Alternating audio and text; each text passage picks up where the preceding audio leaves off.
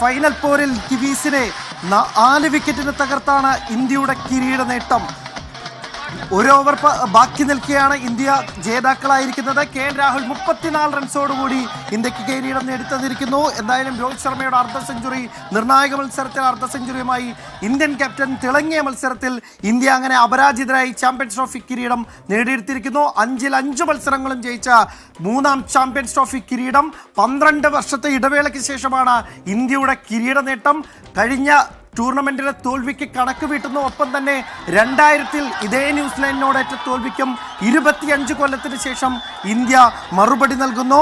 6 wicket നഷ്ടത്തിലാണ് India 252 runs എന്ന വിജയലക്ഷ്യം അടിച്ചെടുത്തത്. 4 wicket മാത്രം ശേഷിക്കെ ഇന്ത്യ വിജയലക്ഷ്യം ഒരു ഓവർ ബാക്കി നിൽക്കെ മറികടക്കുകയായിരുന്നു. ക്യാപ്റ്റൻ രോഹിത്തിന്റെ ഇന്നിംഗ്സ് തന്നെയാണ് ഇന്ത്യക്ക് തുണയായത്. 83 പന്തിൽ 76 റൺസുമായി രോഹിത് നിർണായക മത്സരത്തിൽ